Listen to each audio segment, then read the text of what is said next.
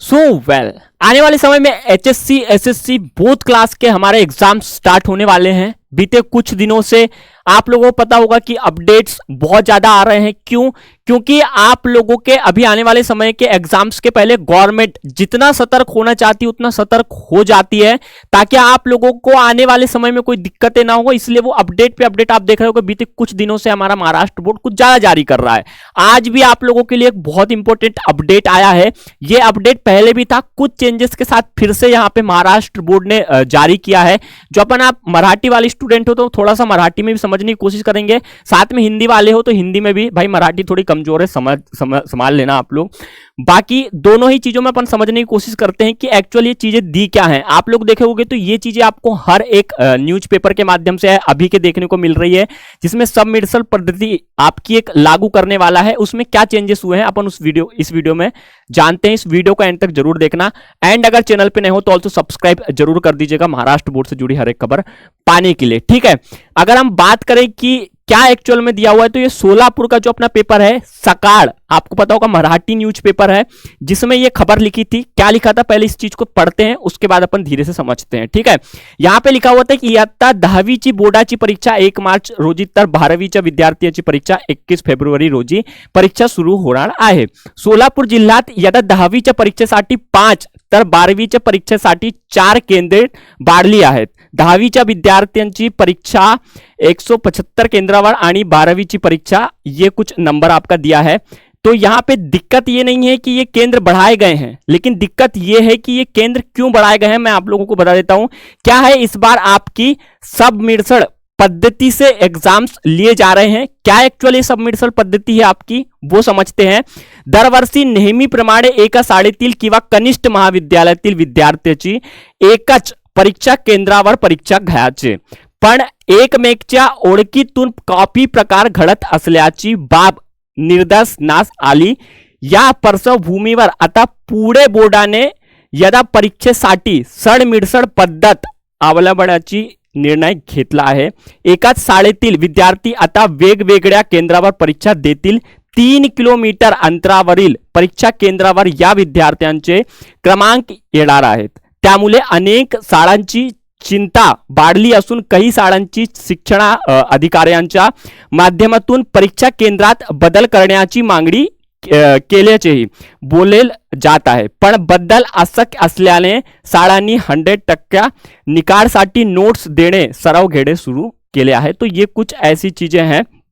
तो आपको बता दूं कि सबमिशन पद्धति में ये चीजें आप लोगों की हो रही है कि क्या होता है कि जो नियर बाय आपका एक बोर्ड सेंटर होता है आपके स्कूल से, अब क्या करते हैं कि सभी बच्चों को वही सेंटर्स प्रोवाइड करवा दिए जाते हैं। वैसे तो हमारे यहाँ आपको पता होगा कि नाम के हिसाब से भी सेंटर्स दिए जाते हैं एचएससी एसएससी में। तो नाम आपका अगर रा से शुरू हो रहा है, माँ से शुरू हो रहा है, किसी का दा से शुरू हो रहा है, तो उस हिसाब से भी कभी कभी रोल नंबर दिए जाते हैं। कभी कभी आपके रोल नंबर के हिसाब से सीरीज वाइज आपको दिया जाता है। इसमें क्या होता है कि कई सेंटर में बच्चे आगे पीछे एक ही स्कूल के भरे पड़ते हैं।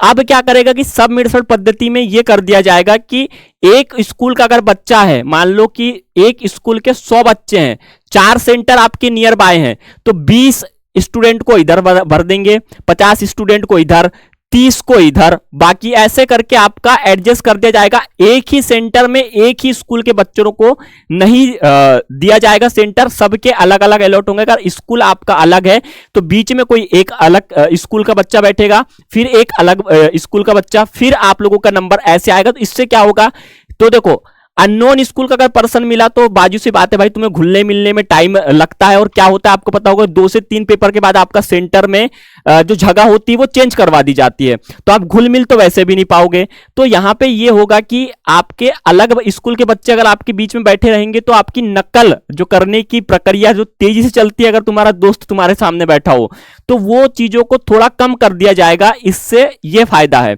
और 2-3 दिन बाद आपको पता है कि आपका सेंटर ऑलरेडी वैसे भी चेंज हो जाता है।